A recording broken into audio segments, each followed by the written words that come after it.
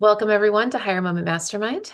I'm Sheer Litzer, happy to be your host, and joined by Alki and Vern. And today, since we are a small group, we're going to go back to our open Q&A model, and then as folks come back here and we get a little bit larger, we're going to go back to our curated networking experience with LinkedIn connections. So for now, Peter and Julie and Mark, we are happy to answer your job search questions. What you got? Well, I have a question. Mhm. The question is, I've been hearing that employers are hiring people who are currently working in the job they're trying to hire. Mhm. So what do you do when you're not in that situation? Well, so that's a little bit of a misnomer. It's not untrue, but it's not fully true. Okay. So certainly, a lot of employers will, or recruiters really, will go after gainfully employed people, but not exclusively. I and Vern and Alki have placed many people who are in transition. And that's so, Julie, that's not a today thing. We're talking, this is a general mindset.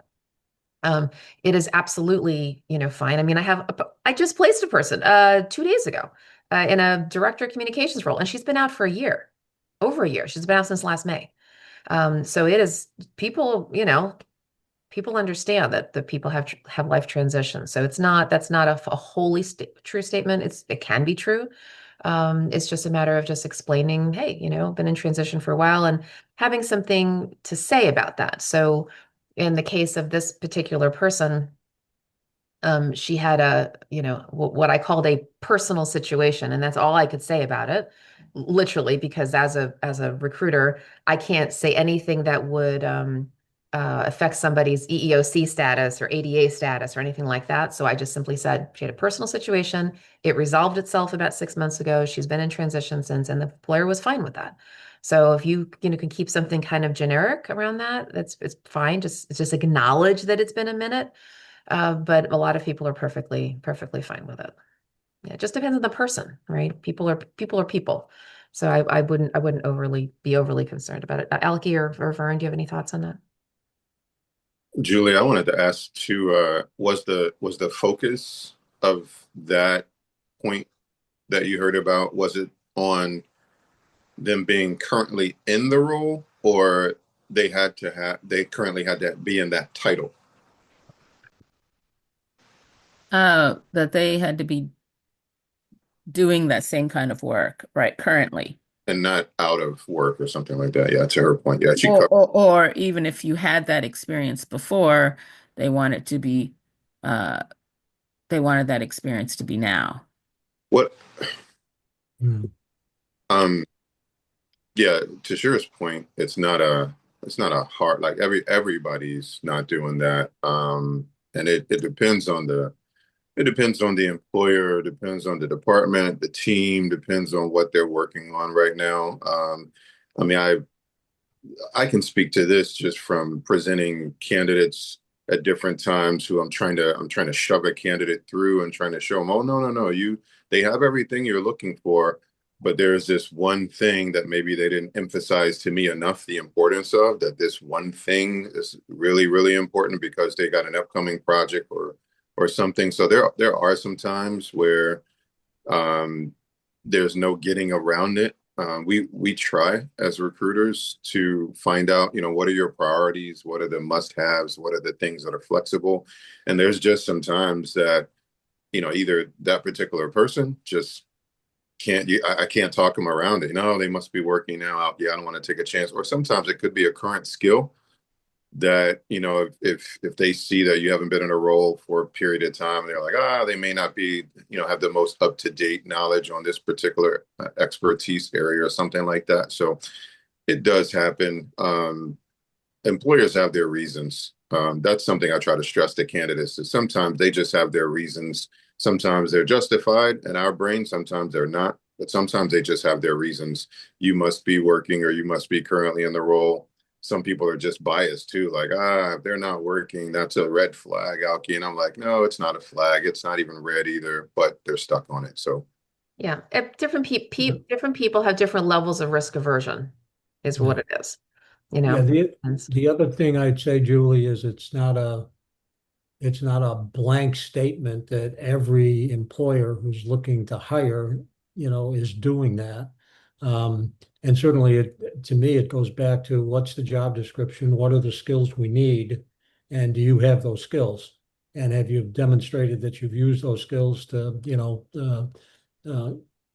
use those skills in some way to be, excellent in the role, proficient, get results in the roles that you've had before. So I know in, all of the years that I was recruiting in HR, that, I wasn't I mean, obviously if somebody had the same title and did the same work, they were certainly probably in the interview pool, but that didn't mean that they were the ones that were hired. Somebody who had equal experience and, maybe didn't have the title at the time, but impressed the interviewing team, they got the job. It could have been a better culture fit. It could have been a lot of things. Well, and what Trump can trump all of that, and hopefully this is an encouragement, is when your reputation precedes your resume. Mm. So, we talk about networking on this call all the time, but there's like an extra nuance in the networking that I don't know how much we really emphasize. And that is the reputation, the good reputation that you have had with former colleagues, with former coworkers, with former supervisors. Yesterday, not even 24 hours ago, I was coaching somebody and he calls me and he gets on the call. He's like, good news. I'm like, what happened? He said, do you remember when I used to work for ABC Association a whole long time ago? I'm like, yes. He says, the new CEO of that organization called me out of the blue. This is a Mm. person who had actually been a former board chair, became the CEO, called him out of the blue and said, hey, she says, we're creating a new director of membership. She says, would you be interested? And he goes like, what? He's like, yes. She says, I'm crafting the job description right now. What salary would be interesting for you? Like literally creating the job kind of around him almost. I was like, what? That is because she remembered him fondly. And this was years ago. She just called him out of the blue. Okay. Mm. I can tell you so many situations where people get jobs because of a good relationship with a former coworker, former supervisor, or somebody bringing them along and saying, "Hey, I moved to such and such a company. We have an opening. Would you come along?" And so even if you have a kind of an unusual situation, if your reputation is strong, if people trust you, right? Then oftentimes you can overcome that with the employer and say, yeah, yeah, don't worry about what you see in the resume. Julie's fantastic. Come, just interview her, right? And then somebody's literally championing you because of the trusted relationship. So hopefully that helps. And, and I, Sure can. Yeah. Can I mention one thing really quickly? Because Mhm. I just want to add something that because Julie and I are in overlapping communities, Mhm. and so one thing that I have found in uh, areas like government affairs and media relations is a Mhm. lot of time there's that concern that you don't have fresh contacts Mm. Yeah, the with, book of business almost. Yeah. right, and yeah, right. I mean, we're at that's kind of our space, Julie, Mhm. and so they want to make sure that how's your Rolodex, to Mhm. use a Mhm. I outdated Yeah. term, don't- but And A term that all of us on this call will understand. yeah, yeah, well, I'm actually not focusing on congressional relations right now because there's been so much turnover on the Hill that Mhm. I'm focusing more on the legal side. if I can ask Julie, where did you, was this just a hypothetical or did you run into this at an interview phase or? No, I've been doing networking and talking to different Mhm. recruiters and coaches and just different people in that space, and they're like recent and relevant. Mhm. So they want stuff that you've done. And I said, but when you do project finance and you do these transactions, it's the same. Or when you do contract review, it's kind of the same. Some of these things don't necessarily, there are no seismic shifts, Mhm. so to speak. So if you've done really complex transactions before, you can do most transactions are much more simple than the ones I've done. So um, yeah, that's I, Yeah, and the interesting thing is it's something it's one of those kind of areas where you can't get a job unless you've had the experience. So I have the experience because they're not going to teach it to you, mhm. and you don't learn it in school. So it's one of those kind of jobs. You know what I mean? It's like you can't get hired unless you have the experience, but you can't get the experience until you get the job. Well, I have the experience, Yeah. and the experience still transcends time. That's the thing. It transcends time. This to some people it does, and that's this is a this my mind is going from into multiple layers of this question, which we don't have time to dig into. But Shira made a point, Peter made a point that are both relevant from different angles, and in my mind, I'm just thinking like I just turned the dial around, like, all right, to this employer, that's important to this employer. Let's move to the next one. They have the thing that's important in there, like Rolodexes, for example. In some industries, Rolodexes are important. In some industries, relevant and recent Rolodexes are important. In some industries, there's a certain cluster of Rolodex names and numbers or industry that's important. And so it's like to Shira's point, on the networking factor, this is why a portion of your job search should be talking to people, connecting before you even apply. This is why I tell people before you even apply, even though you can apply. A lot of times it's just so important to try to find out what you can about an opportunity. But we live in an age too where if you take too much time, you're going to go from number 17 to number 92. And so I tell people, if you got an opportunity, like it looks like it's fresh, you want me to try to take a stab as a recruiter to try to see what I can find out really, really quickly. I usually try to do that within 4 to 8 hours, 12 hours, no later than 24 hours. And then I'll tell a candidate, nope, I didn't get any headway. So just go ahead and apply and take your chances. But if you can get some headway, you can find out, like, what's important in this opportunity? Do you know what they're really looking for? I see the job description here, or for everybody on the call.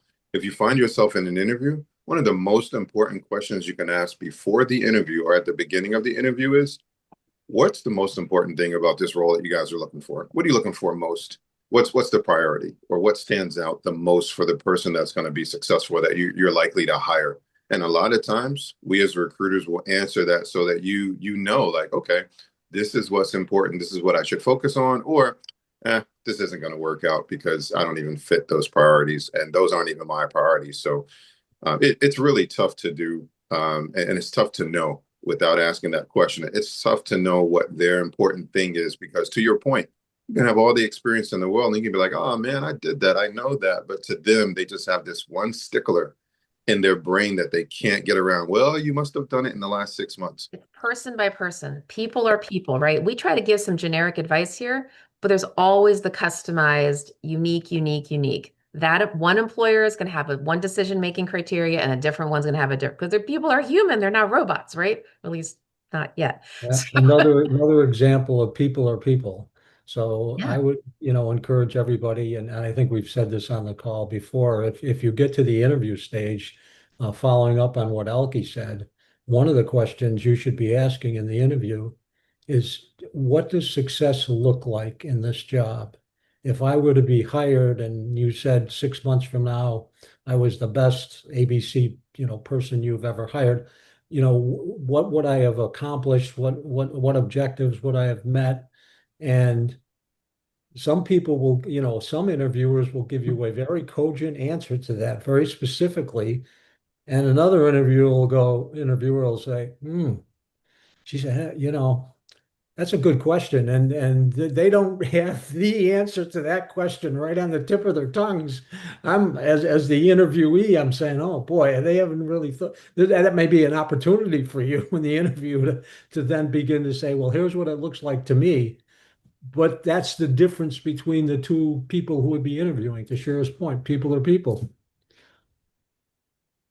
So hope Yeah. I'm sorry we couldn't give you like the definitive answer, but hopefully it expands your world a little bit to say it's not just that thing.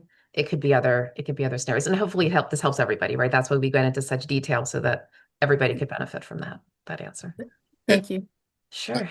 the last thing I would add into is, if at all possible, which to your point, it may be just like, chasing cars that aren't stopping, but you don't necessarily have to go, pick up some new skill or something. Like you said, it's not going to change. You're well experienced. But what I would do is keep recent examples and connections in my pocket. Recent skills, yeah, I just looked at that. Or, yep, there was an article, yep, that thing that Mhm. just happened over there. Yep, I was talking to some friends. I've done that kind of work before. Always be ready to tie into recent if you haven't been recent, as much as you can. Keep yourself recent and relevant and try to tie into what's recent and relevant to them as a comeback to their flag and their challenge. All right. So for those, oh, Peter, yes, go Oh, ahead. no, no. I Go ahead and say I your was thing. I was just going to I was had just going to do a logistical thing I for had those. I had next question. Yeah. Yeah, that's great. So for those who joined us a little bit after our start time, so because I know all of you are seasoned folks here. In the last month, or 6 weeks or so, we've been doing a networking experience. Mhm. We still want to do that. But when we started the call, we only had a few people, so I decided to just kind of pivot into the Q&A. So we'll just Mhm. keep on doing the Q&A. Hopefully next time, if we still have a group this kind of size or maybe even larger, we're going to go back to the networking, but with a different twist. Myself and Alki and Vern, we're going to listen for lane and community and put you into breakout groups. So like the legal people or the tech people or the comms people, right? You can just actually do like 5 or 10 minutes in a breakout with each other and really have a more, thoughtful networking experience. And you could talk and open up your LinkedIn and instead of us doing it quick, which is what we've had to do in the past. So we're just experimenting and piloting. And then when we kind of get Mhm. a good rhythm to it, then what I'll do is really kind of more intentionally invite our federal friends so that if we have a much bigger crowd, then we at least have a scalable model of how to do this. We're just piloting using our little HMM group. So thanks for bearing with us here. Okay, so we'll keep the open Q&A. Peter? Yes. So my communities are public affairs, associations, nonprofits. I have an interview coming up with a large corporation, Fortune 150 online retailer, heavy international presence. Um, but interestingly enough, the job is for a writer in their DC office, which is not their main office, but it's primarily here for public policy and government affairs. But they have not told me, and there's nothing in the job description that says we're looking for a public affairs, public policy person. So how would you suggest approaching the interview with the hiring manager? Be a little bit more because I actually you're talking my language here because I can already see what that opportunity would be like. But just a more specific question: what are you actually trying to get at? What's the thing? What's the your question about the interview? What are you concerned about, or what are you thinking might be unique about this? Like what? I'm thinking they probably have right different metrics. They're important, different experiences. If it's a public policy speech writing type of writer position, I generally know how to answer those type of questions. If it's something that's more kind of oriented toward their core business, um, or corporate stuff, I'm less familiar with that. And So so, here's what I'll say about that. And again, when we answer these questions, as you know, we try to be specific to you, but right, also generic to right. everybody on the call. So because I think most of us or all of us are in DC, I think maybe. Yeah. Mhm. A lot of the work, right, has something to do with, well, or can have something to do with policy work. So what I would suggest to you, Peter, is this is probably the corporate GR office. And if that is the case, then not only is it going to be focused on public affairs and policy and such, so it'll be so much so that way that that office probably feels like the redheaded stepchild out to corporate. Corporate probably has absolutely no idea what they do, and there's usually this big divide.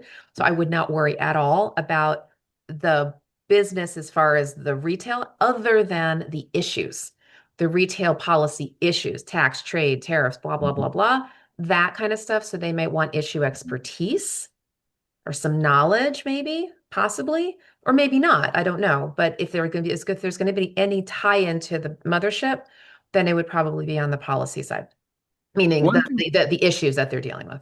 One thing that's interesting about this that kind of throws me off a little bit is that I was told she's a hiring manager.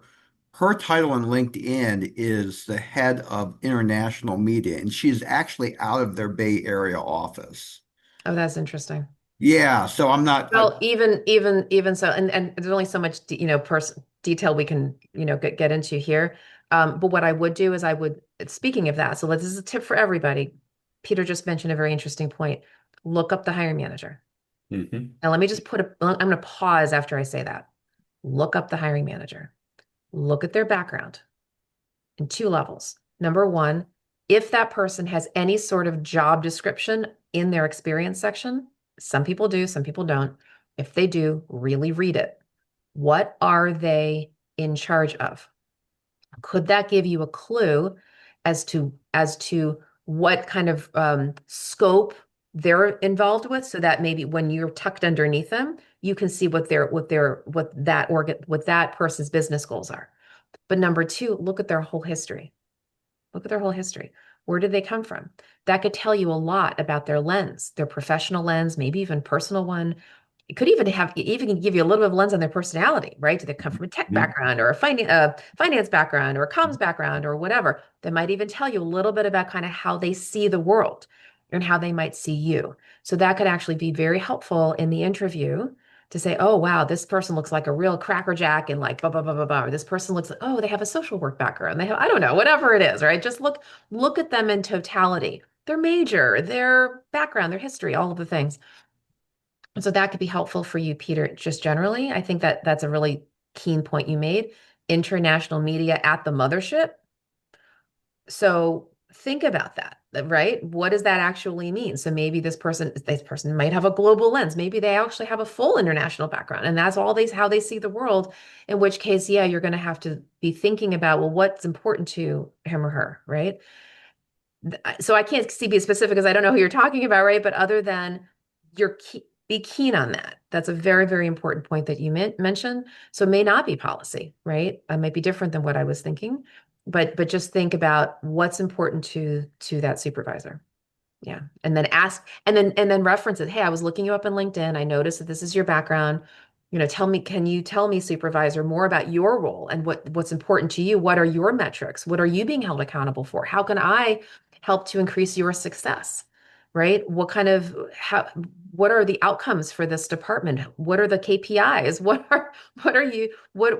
are together? How can we partner to advance the business goals? Right? And what are you really looking for from me?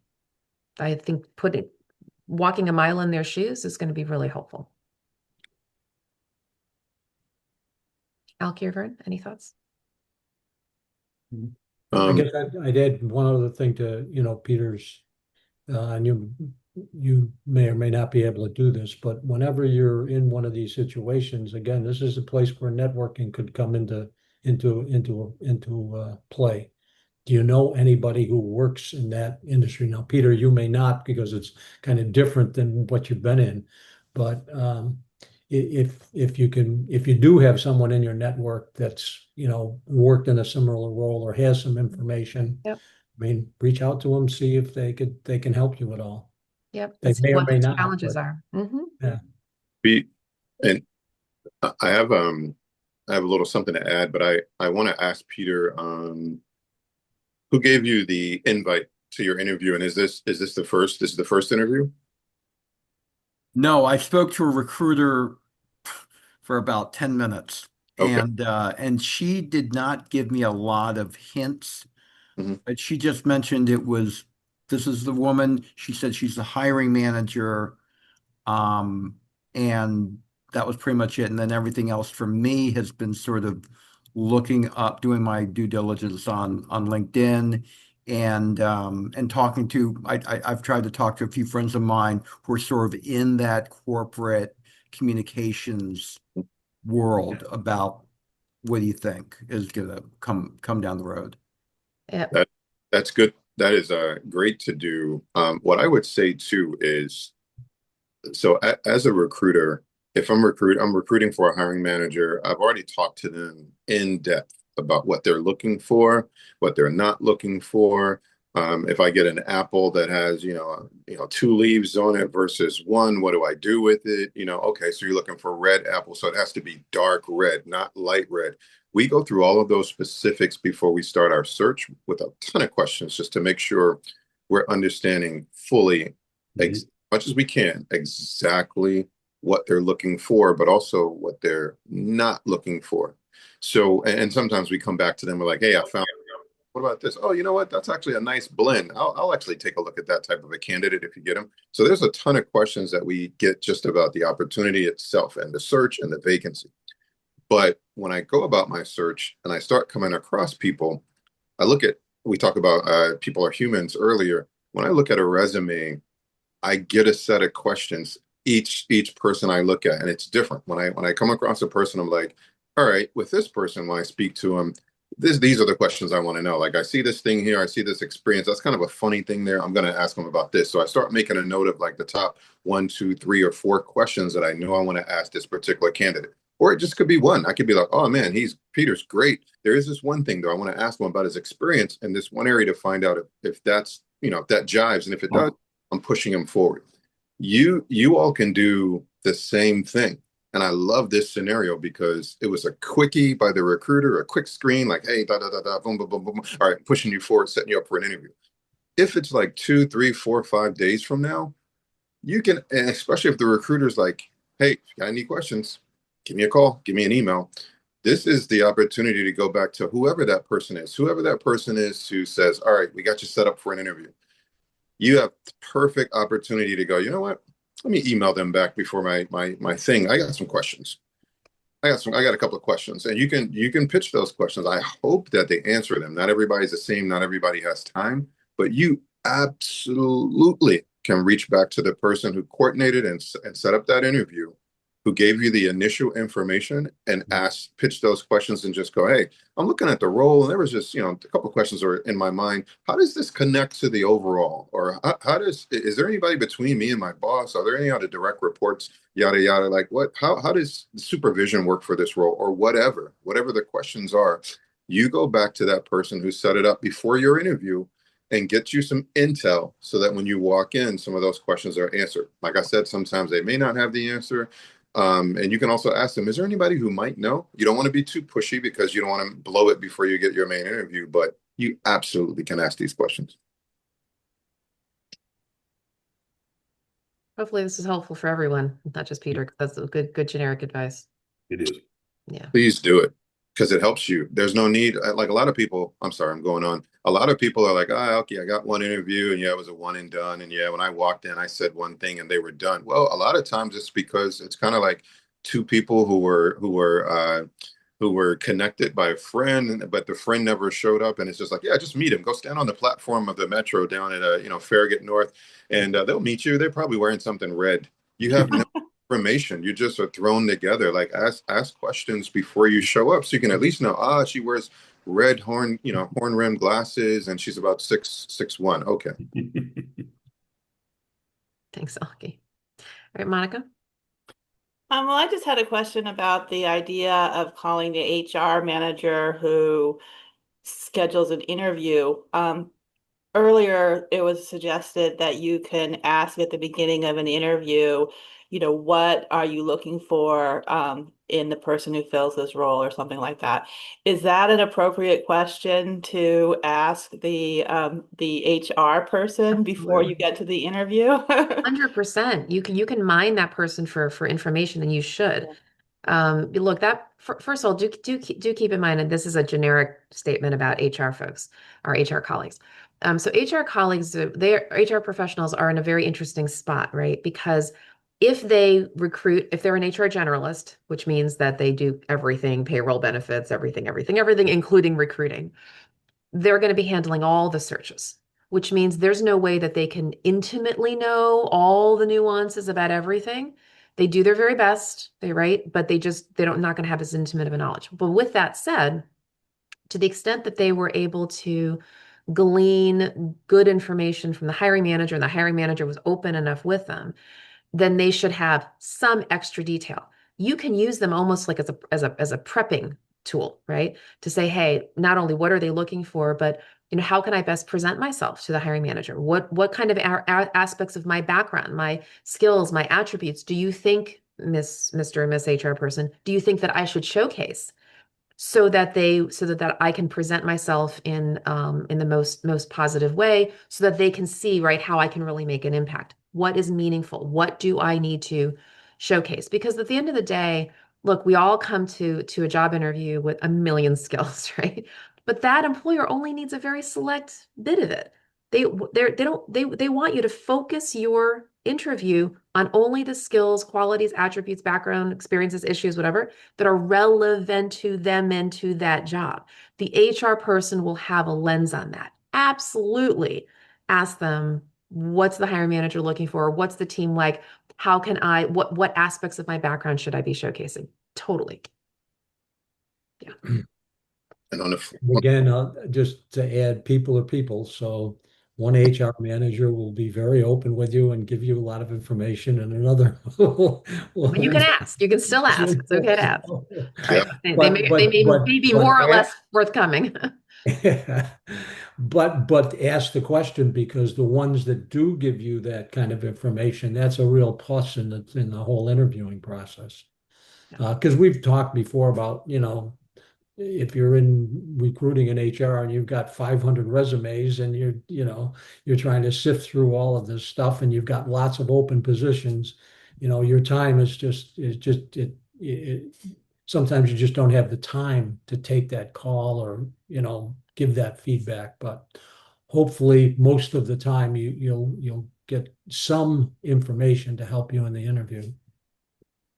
I knew you were going to give an HR lens on that, Vern. And I've sat in several HR teams as well.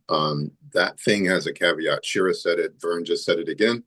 Ask the question, number one.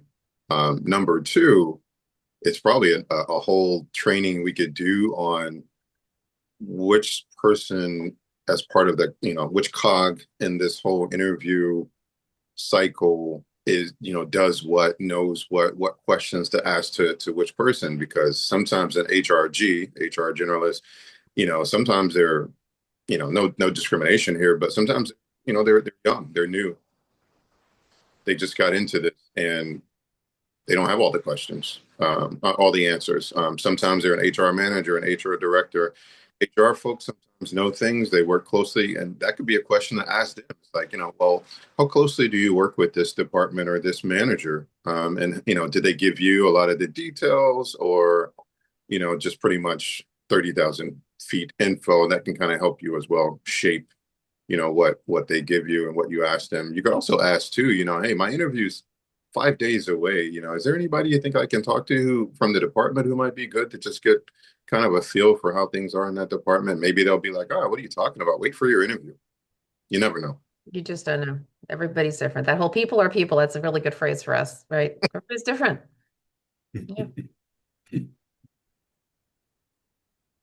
All right. Other questions?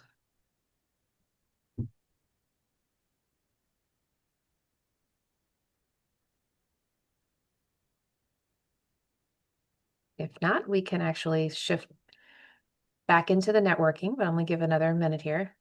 Any other things you would like to ask us? Okay.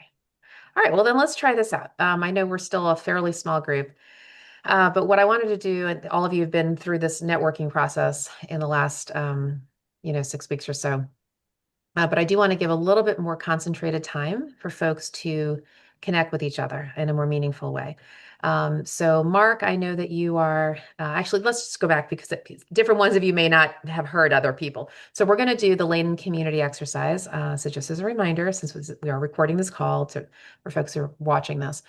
So the idea that we're going to go with is that everybody has a lane, right? A profession, something that you do. And some of you, not all of you, but some of you have a community, an industry, mission, or sector that you serve. You might be staying in your same lane, you might be staying in your same community, you might be shifting your lane or shifting your community. By the way, it's easier to shift one or the other, not both, because that gets a little risky for employers. But either way, we want to invite you all to help each other with networking using LinkedIn. LinkedIn is a fabulous way to remind ourselves and remind other people who we know that could be a good, meaningful introduction.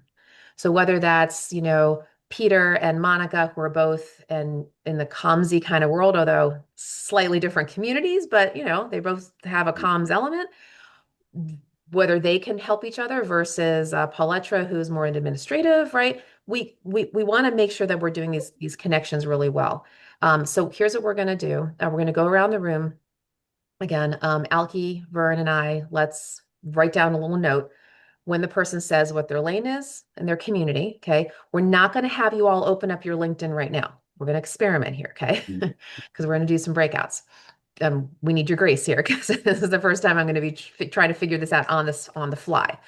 So we're going to write down lane and community, and then verbally we're all going to agree. Okay, look, let's put Peter and Monica together, and Mark and Julie, or whoever and whoever, 2 or 3 people together for like 10 minutes. We'll break you out, and then you can decide in your breakout if you want to share your screen or not share your screen. That's completely fine. But either way, you want to open up your LinkedIn. This is what you all are going to do. Okay. When you get into that room, you're going to open up your LinkedIn, and in the search bar in the upper left-hand corner, you're going to start populating some keywords.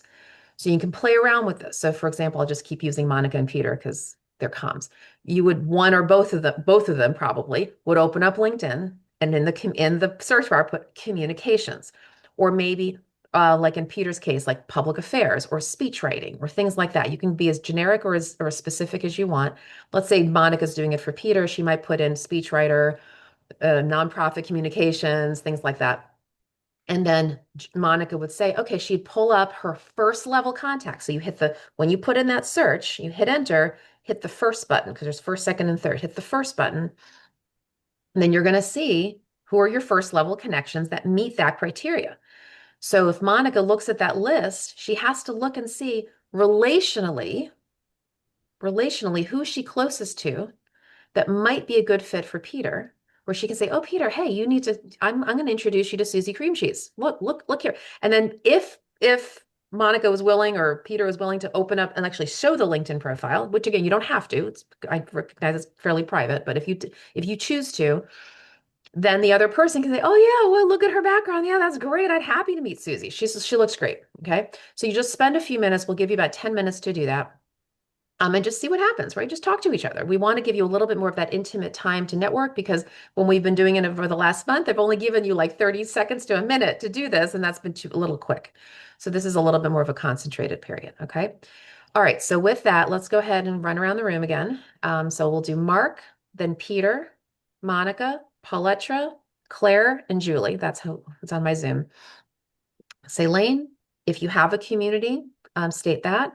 And then Alki and I will take some notes, and Vern and I will take some, and then we'll just sort of break you out. Okay. So ready, set, Mark. Attorney, Lane, community, banks, and financial services companies. Mhm. Yep. Great. Okay. And Peter. Lane is executive communications and speech writing. Communities are public affairs, associations, nonprofits. Okay. And Monica. Um, Community has been international development, and I've been trying to pivot to more of a veteran services or other mission-oriented type role. And my lane is marketing, communications, public relations, advocacy. So yeah, I'll just put a spill in here. My niche is that I'm a doer. I do strategy, writing, and design all in one. So that's kind of unique. All right. Claire. Oh, I'm sorry. Pauletra. Sorry. Pauletra and then Claire. So my lane is executive assistant, office management, office operations, and I don't have a specific community because I've pretty much worked them all. Okay. Claire. Lane is human resources, community is hospitality. Okay. And then Julie. Lane is law, project finance. Community is companies, associations, nonprofits. Okay. All right. So, yep. I was going to say, in addition to the LinkedIn thing, and like you said, they may or may not hop on LinkedIn. A good use of this time also may be because even though a lot of you all are on this call, they've never really had a chance to talk to each other much either. Like, hey, I know you guys have heard this a million times. Like Mark, for example, I've been here for a while. I'm in finance and banking, but if you're going to look on my behalf, here's what I've been getting lately. Don't do this. Tell me these type of people if you have them, yada yada. Like it may be good to give a prompt um, before you start diving into LinkedIn as well. Absolutely. Yeah, that's right. That's the kind of the whole idea of this room is like talk to each other. That's to Aki's point. Absolutely. Network with each other before networking with those on the outside. That's exactly right. You get to know each other. This is almost as if you were doing a little networking call, like if you guys offline, which you should schedule, right? An offline call. This is a little bit of that. So what I'm doing here, because I think this is fairly obvious. What I'm doing is that if you all agree, I'm going to do Monica and Peter in one room, Julie and Mark in another room, and then Claire and Pauletra in the other room. Because I know Pauletra and Claire, you're not exactly, but the HR, office man operations, there's a little bit of a connection there. All right. So is everyone okay with that? Go with this? We'll try it for this time. All right. So I'm going to give you all 10 minutes. Okay. And there you go. And then you just come back into the room and we'll wrap up. All right. So, but Alki, Vern, and I will stay in the main room. Okay, here we go.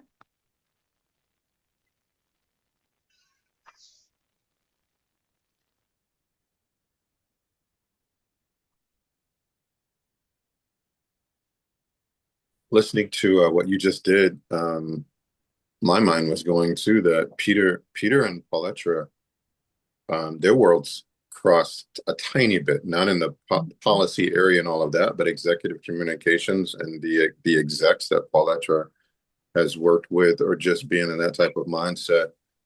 There's some touch.